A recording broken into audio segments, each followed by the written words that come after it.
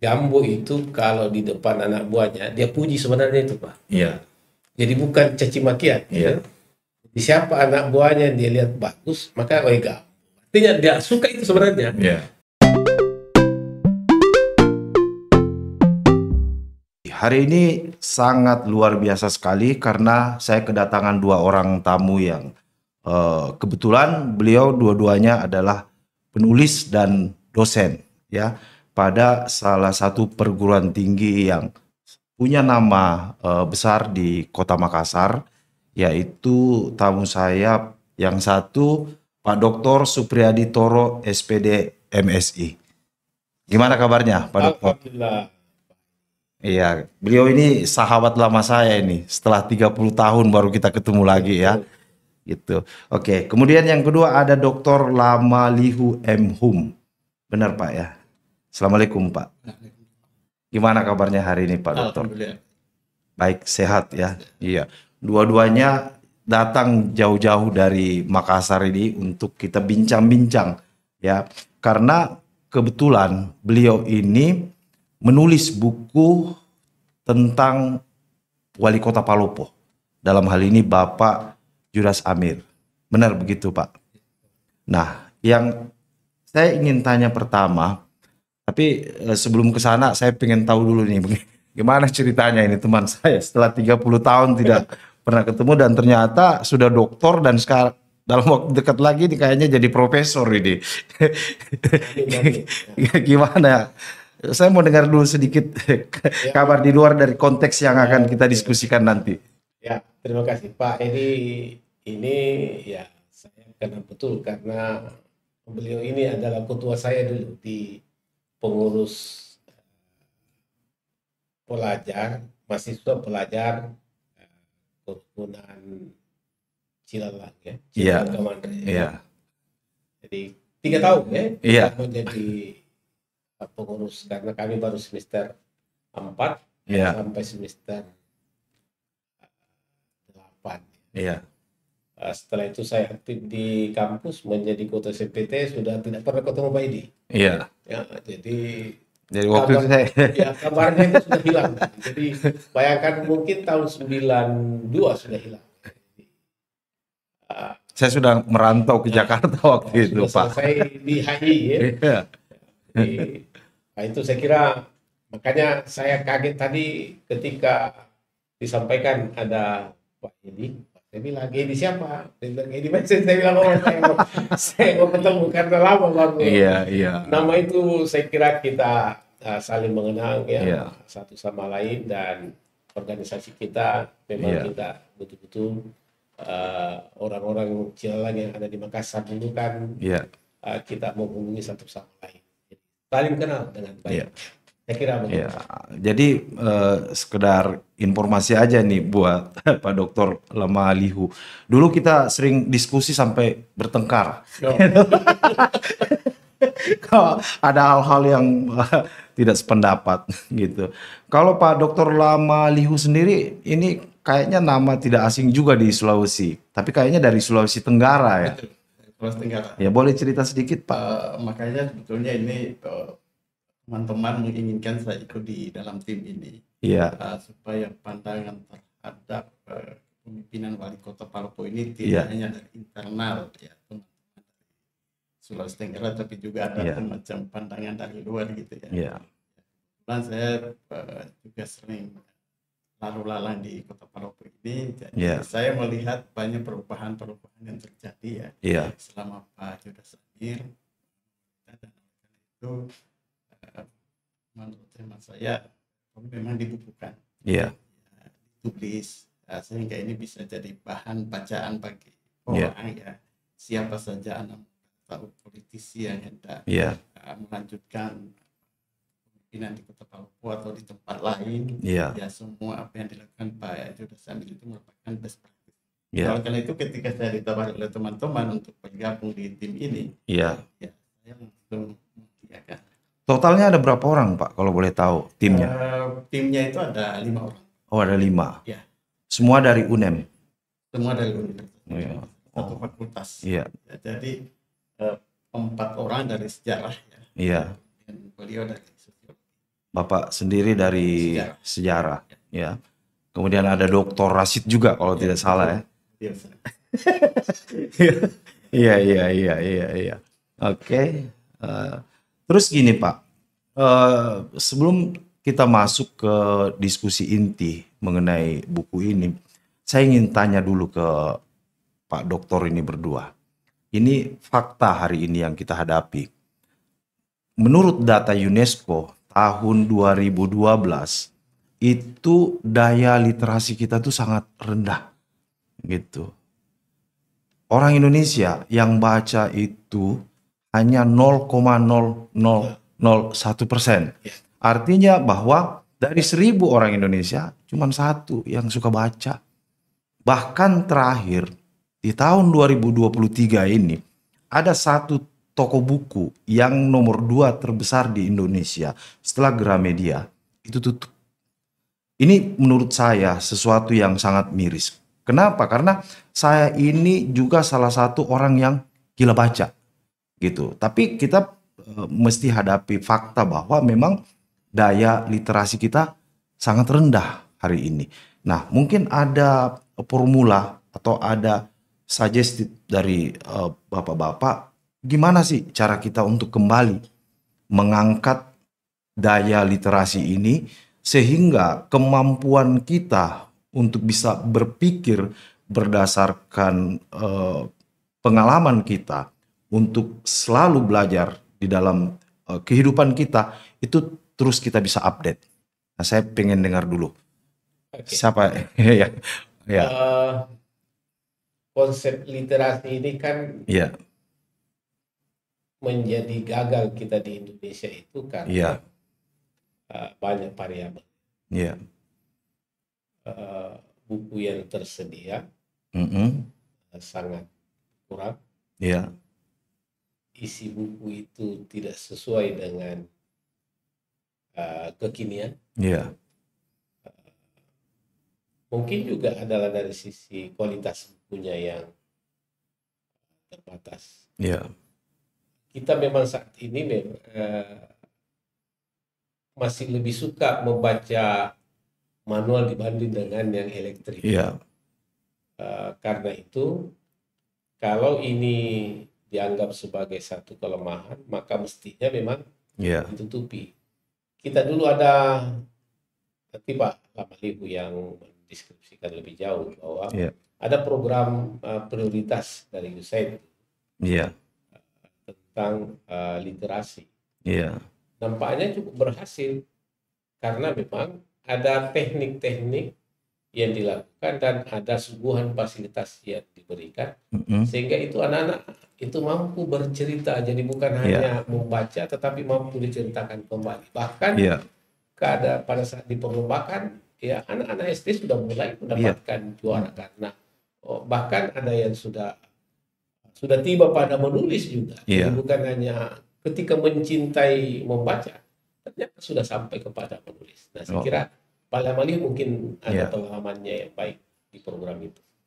Bisa ditambahkan Pak? Ya, baik. Memang literasi akhir-akhir ini problem tersendiri. Kayak membaca sebetulnya ya tetap ada, tetapi kita lebih suka membaca yang apa yang ada di HP. Digital sekarang. Tetapi untuk membaca buku ya seperti tadi Pak Edi sampaikan memang sedikit semacam penurunan. Saya pernah di sebuah program di lembaga internasional kerja sekitar 5 tahun. Dan datanya begini, kita coba melakukan ini tes membaca huruf A, B, C, D, E. Kemudian huruf secara tidak beraturan. A, C, I, dan seterusnya. Kemudian membaca kata bermakna. Ular, kelapa, ayam, dan sebagainya. Kemudian membaca kata tak bermakna. Kemudian kecepatan membaca teks. Itu kalau kita bandingkan dengan data-data di beberapa negara. Kita sebetulnya untuk sekedar membaca itu kita sudah setara dengan negara maju. Iya. Eropa, sebagian Eropa gitu. Akan tetapi ketika kita membaca sebuah alinea, sebuah paragraf, untuk kemudian kita memahami isinya. Kita ditanya apa isinya, kemudian kita ceritakan. Ternyata kita di Asia Tenggara itu rendah. Untuk level Asia Tenggara. Nah, ini adalah problem. Nah, oleh karena itu seperti tadi disampaikan oleh Pak Supriyadi bahwa problem literasi itu memang adalah masalah yang cukup rumit ya untuk kita atasi. Mungkin ketersediaan bacaan, mungkin bahasa di dalam bacaan itu anak SD sudah ada bahasa yang aslinya yang sulit dicerna, kemudian mungkin kedalaman materinya tidak sesuai dengan usia anak itu, itu semua problem. Karena itu kaitannya dengan ini kan buku untuk memaparkan semua capaian kinerja terkait selama 2 periode. Dan capaian itu sangat berharga. Dan oleh karena itu kami sepakat untuk mengemas buku ini, dikemas di dalam bahasa yang ringan, bahasa yang mengalir, bahasa yang mudah dipahami oleh orang. Dan kadang ada lucu-lucunya juga di dalam. Jadi nanti bukunya tidak model disertasi ya. Jelas. Meskipun kami menulis disertasi, tetapi insya Allah isinya tidak. Kami mencoba untuk membawa pembaca kepada memahami tulisan yang ringan, yang menarik, dan yang membuat mereka tidak bosan. Tapi ditahan dulu tuh Pak Doktor. Saya tahu penonton kita tunggu itu. Karena ada 12 kaporean yang kalau tidak salah isinya di dalam buku itu. Saya masih tetap ingin ngejar dulu sedikit ini problem. Saya pernah menghadirkan penggiat parenting di podcast ini juga. Saya bertanya seperti ini. Apakah bukan karena kita ini orang Indonesia selalunya mau buru-buru. Sehingga anak-anak pun selalu kita paksa untuk bisa secepatnya, gitu. Saya baca literasi tentang negara-negara Skandinavia, misalkan. Negara-negara Skandinavia hari ini adalah negara yang paling tinggi minat bacanya di dunia. Dan ternyata mereka itu didorong untuk menggunakan kemampuan kognitifnya itu ketika mereka sudah di atas usia 7 tahun atau minimal 7 tahun. Sementara anak-anak kita itu selalu dipaksa.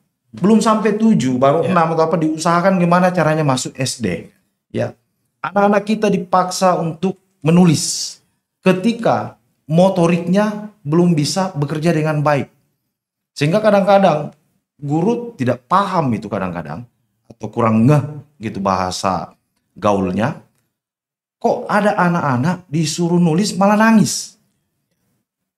Mereka ini si aktivis parenting ini ngomong ke saya, banyak yang tidak tahu bahwa ketika mereka dipaksa untuk memegang pensil atau pulpen itu ada rasa sakit di tangan. Kenapa? Karena struktur tulang itu belum terbentuk dengan baik. Nah, karena ada faktor buru-buru tadi. Sementara mestinya di bawah 7 tahun yang harus dikembangkan itu adalah dari aspek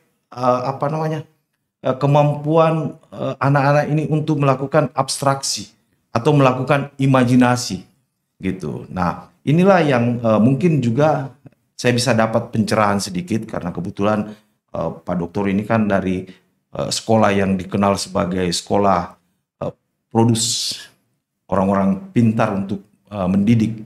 Nah, bagaimana menurut pandangan Pak Doktor itu?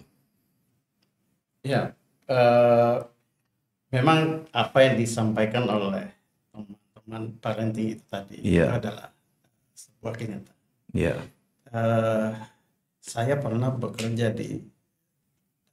dengan orang asing. Ada level TK. Mereka itu geleng-geleng kepala. Melihat kok orang Indonesia anak TK kelas 1 justru dipaksa untuk membaca, dipaksa untuk menulis. Bukankah seharusnya mereka itu harus mengenal huruf? Kemudian satu hal yang penting, sorry Pak, saya potong sedikit ya. Kita tidak terlalu familiar lagi dengan yang namanya storytelling. Padahal sebenarnya kan itu yang justru nanti memicu anak untuk mencari tahu dan akhirnya membuat mereka jadi mau belajar membaca gitu. Lanjut, sorry saya potong. Jadi betul itu storytelling itu seperti yang pernah dilakukan dulu itu. Itu adalah satu hal yang penting yang semestinya itu kita terus lanjutkan, bahkan kita tingkatkan. Saya kembali kepada ini tadi pembelajaran kita di anak-anak kok dipaksa membaca, dipaksa menulis, baru kelas 1 TK, tapi kita bangga, anak saya pintar begini. Tetapi pada saat yang sama kita tidak sadar kita sebetulnya telah merusak anak ini kalau sistem pembelajaran di TK itu kan semestinya mereka mengenal huruf, tetapi dengan cara bermain. Anak-anak di sana ada huruf-huruf, siapa yang bisa mengambilkan ibu guru huruf A, akan lari mereka berlomba ngambil huruf A.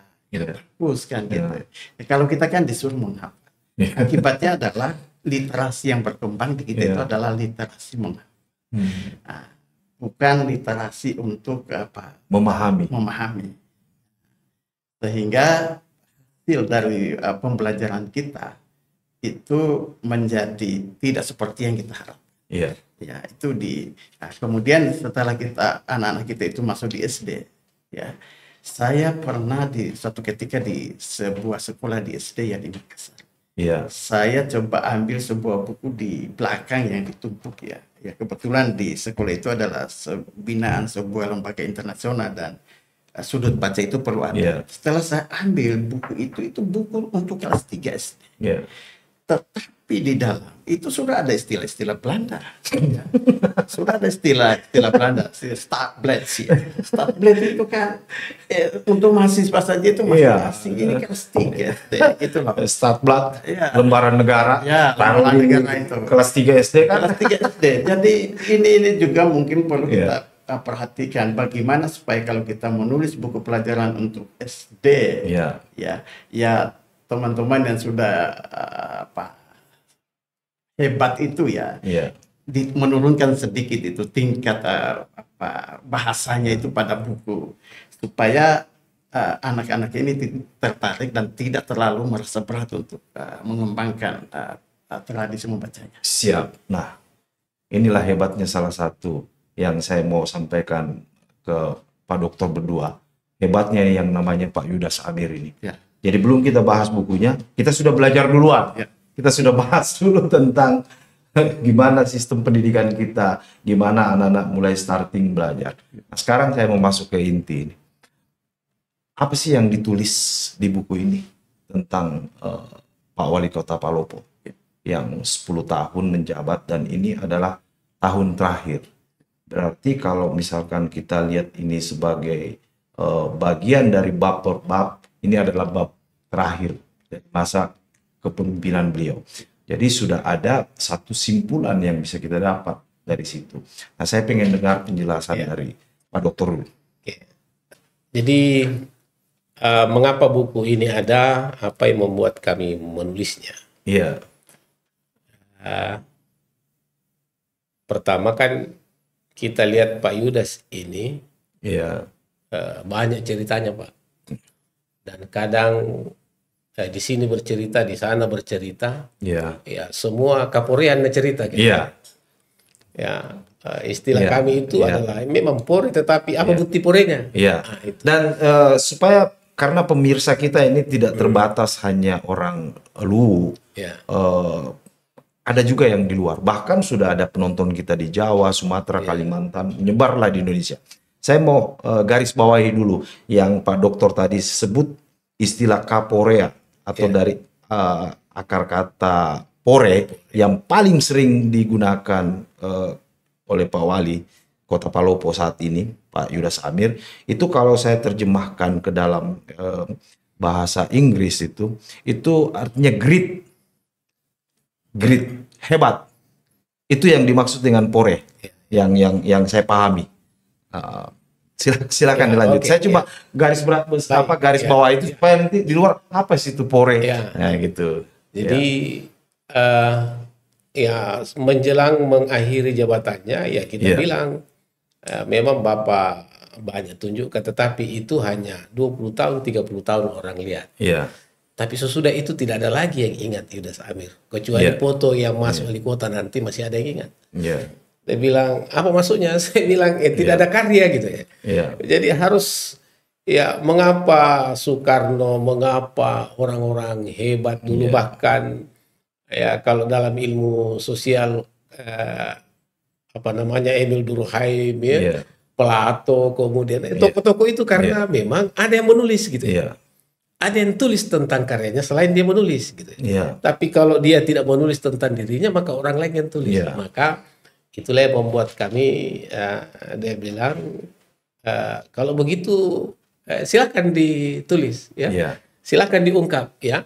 Nah, setelah kami mendapatkan persetujuan mengungkap itu, kami merancang strategi secara metodologi ya.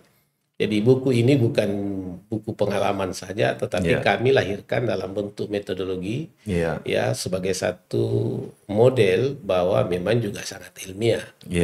Kami lakukan pengumpulan data, kami lakukan FGD Focus Group Discussion, kami ambil dokumentasinya, kami wawancarai stakeholder yang memang paling memahami itu, sehingga kami kumpulkan data-data itu dengan bagus, baru kami tulis. Lalu kami meminta untuk dibaca, direview. Ya, setelah itu karena ini tahap draft, maka kami masih menunggu masukan tim reviewer untuk membacanya secara baik. Setelah itu baru kami akan mencetaknya. Nah, itu saya kira pertanyaan itu yang paling penting ya. Lahirnya buku ini sebagai gagasan, idenya Pak Yudas berkarya, tapi kan sisi-sisi yang orang lihat itu perlu juga. Jadi bagaimana caranya gedung ini lahir? Itu kan perlu ada cerita gitu. Nah itu, tahan dulu di situ Pak Dokter. Ada dua kata yang paling sering digunakan oleh Pak Yudas. Kata Pore, tadi itu grit dan yang kedua gambo. Bagi sebagian orang memahami kata gambo itu apa itu? Kalau secara umum di sini biasanya orang kalau bilang gambo pas suka bermain-main gitu atau tidak serius gitu. Tapi kalau justru saya menangkap gambo itu sebenarnya visi. Ini bagi saya. Kenapa? Karena justru dari kata-kata gambo atau ungkapan-ungkapan gambo, beliau bisa melahirkan sesuatu yang konkret dan nyata. Dan itu bisa dicek di Palopo. Misalkan kita melihat proyek-proyek apa sih yang sudah dikerjakan secara fisik. Bagaimana pertumbuhan ekonomi Palopo. Kita Pak, pertumbuhannya di Palopo hari ini itu 5,8%. Rata-rata nasional kita tinggi. Gitu. Dan itu lahir dari mana? Gambo dan Pore. Cuma orang hanya melihat di luar itu secara harafiah. Tetapi secara lebih dalam ya tidak dikaji gitu. Oh, apa sih sebenarnya? Sehingga orang bilang gambo. Tapi kalau keluar dari mulutnya Pak Yudas, gambo itu mesti jadi satu visi nanti. Dan itu bisa dibuktikan dalam bentuk yang nyata, yang mungkin nanti akan kita lihat di dalam bukunya bapak-bapak ini, kan seperti itu. Nah, kemudian Pak Dokter mungkin ada yang mau ditambahkan tadi? Jadi gini, seperti saya pertama sekali ketemu beliau, juga boleh.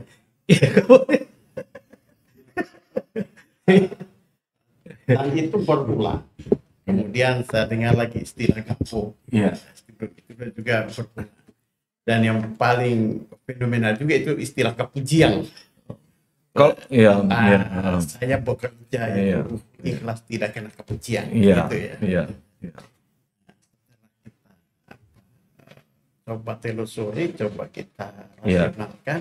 Iya. Ya ternyata memang istilah ini adalah merupakan sebuah istilah yang memicu orang Iya. untuk bekerja secara serius. Iya. Nah, misalnya Gambo ini akan memicu orang supaya dia bekerja bersungguh-sungguh. Iya. Tidak asal bekerja, Iya. ya kan?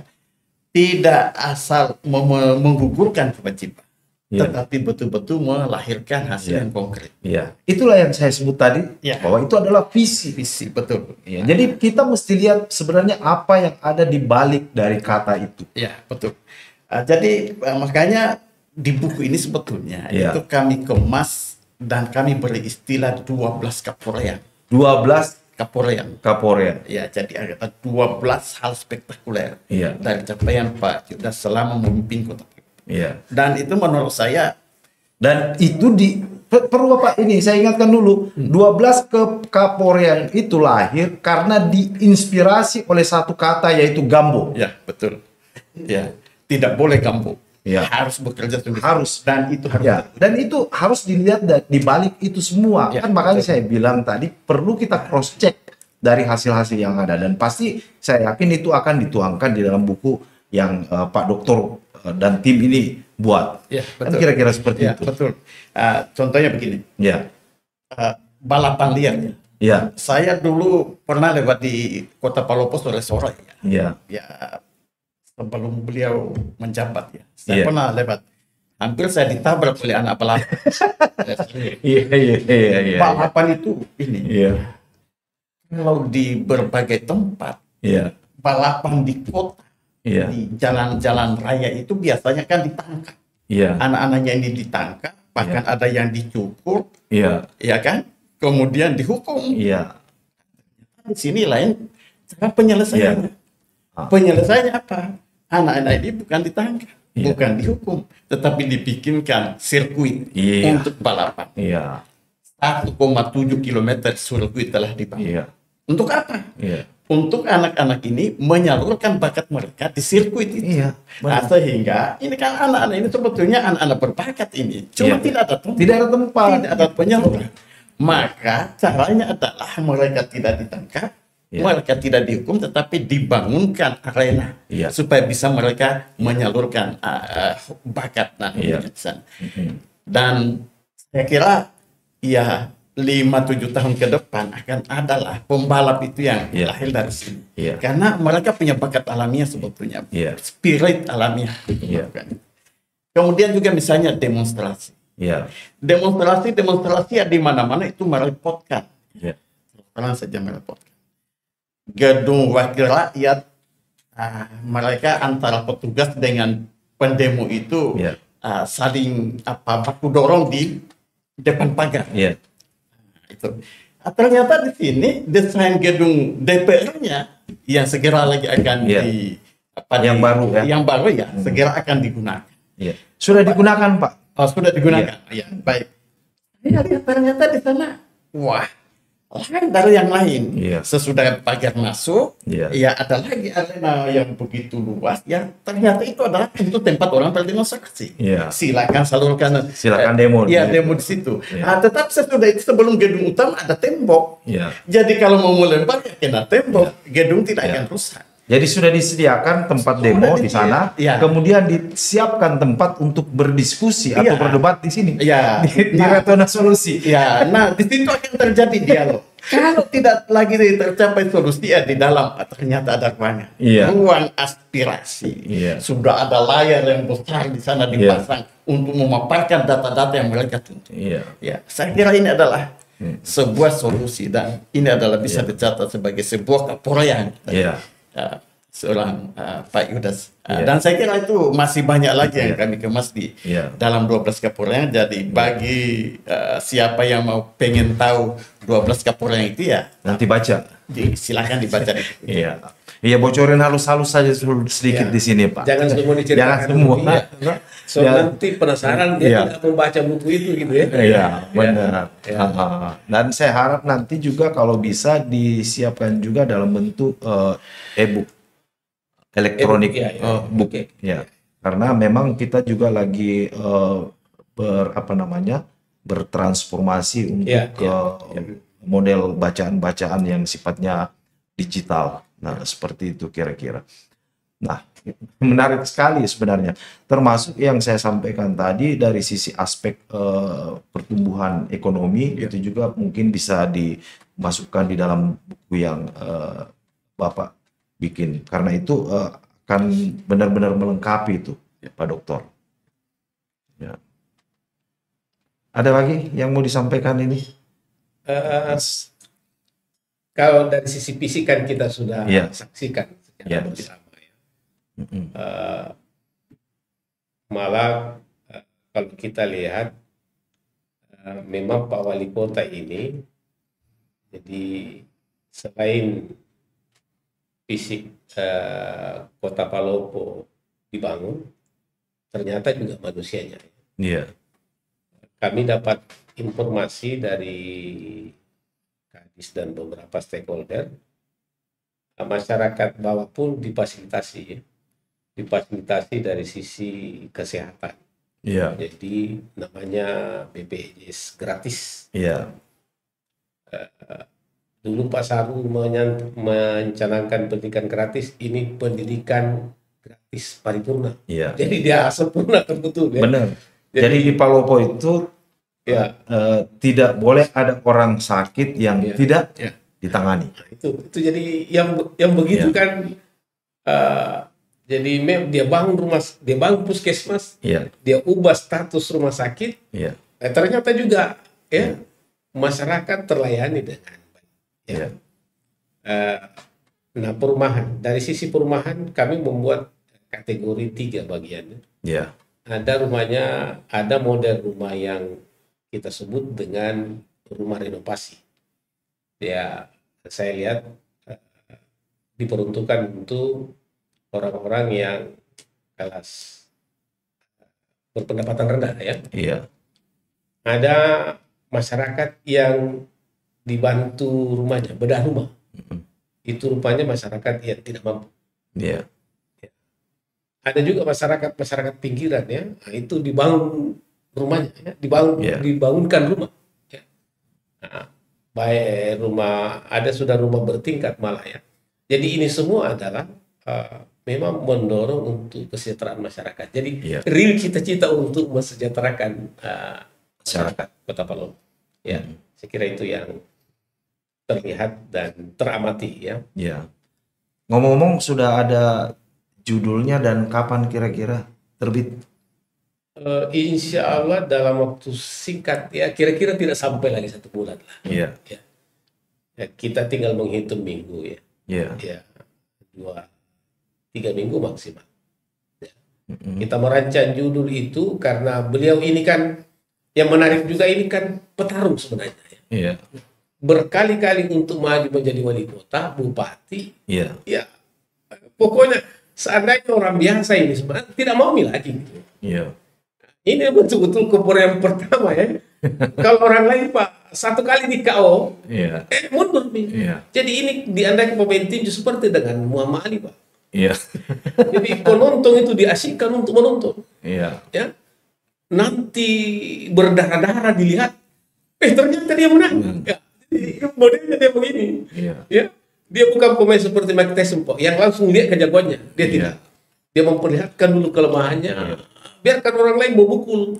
Nanti habis tenaganya orang, baru dia muncul. Baru dia menang. Itu gaya dia pakai. Jadi termasuk salah satu mungkin kalau kita bisa katakan beliau itu seniman politik atau politikus seniman.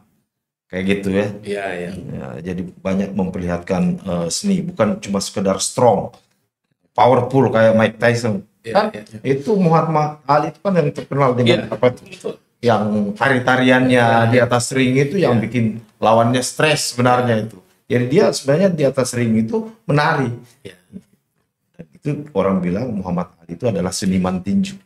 seperti itu. Oh, jadi tidak lama lagi ya akan terbit bukunya. Ya, insya Allah.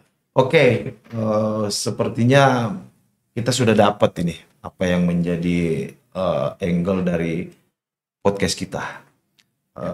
Sebelum saya tutup, saya mungkin pengen dengar ada ya semacam closing statement lah dari Pak Doktor berdua, paling tidak ya sedikit pandangan subjektifnya Bapak berdua mengenai 10 tahun kepemimpinan Pak Yudas di Kota Palopo ini.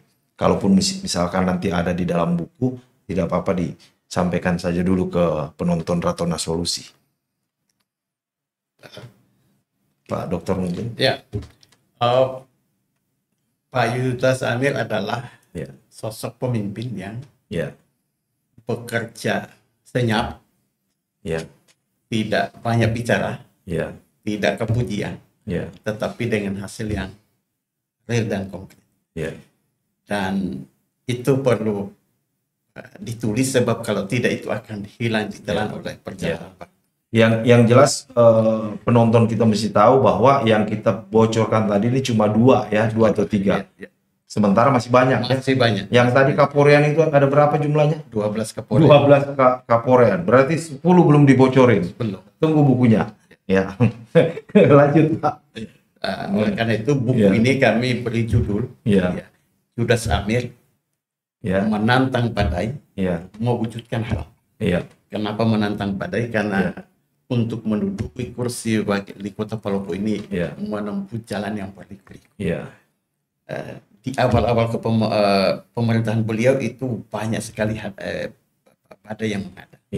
Bahkan kantor wali kota sempat dibakar, tetapi dengan ketulusan hati beliau, kantor wali kota itu dibangun kembali, disulap dan akhirnya sekarang mirip White House, mirip dengan Capitol Hall. Capitol House So, menurut saya itu adalah kantor wali kota yang sangat fenomenal gitu. Dan saya kira bukan cuma itu DPRD-nya juga yang baru itu sangat fenomenal juga. Ya kan tidak seimbang Pak. Kalau misalkan kantor wali kotanya kantor DPRD-nya tidak oke. Makanya dibikin juga sebelum beliau turun. Betul. Dan yang menarik adalah dana pembangunan kantor ini adalah murni APBD, tidak ada bantuan dari pusat. Itu keren kalau menurut Bapak. Betul, keren. Siap, makasih. Pak Dokter. Ada menarik dengan istilah Kaporean dengan gambo bagi beliau. Tidak sembarangan sebenarnya ucapan itu keluar. Jadi gambo itu kalau di depan anak buahnya dia puji sebenarnya itu Pak. Jadi bukan caci makian. Di siapa anak buahnya dia lihat bagus maka gambo. Artinya dia suka itu sebenarnya. Jadi dia menyukainya Nah, Kaporean bagi dia adalah orang lain bercerita kemudian dia lihat hasilnya, itu baru dia lihat Kapore itu Nah, itu karena dia menginspirasi dari orang, terinspirasi dari orang sehingga dia implementasikan, maka Kaporeannya bertambah. Jadi dia berlipat ganda sebenarnya Kaporeannya karena kehebatannya orang dia sudah ambil baru dia tambah apa yang dia angkat. Jadi salah satu kehebatannya beliau itu adalah memporekan anak-anak buahnya, kan? Jadi Kaporeannya pasti lebih tinggi kan? Oke, Pak Dr. Supriyadi Toro, kemudian Pak Dr. Lama Lihu, terima kasih sudah hadir di Ratona Solusi. Kita tunggu bukunya. Terima kasih. Assalamualaikum warahmatullahi wabarakatuh. Waalaikumsalam warahmatullahi wabarakatuh.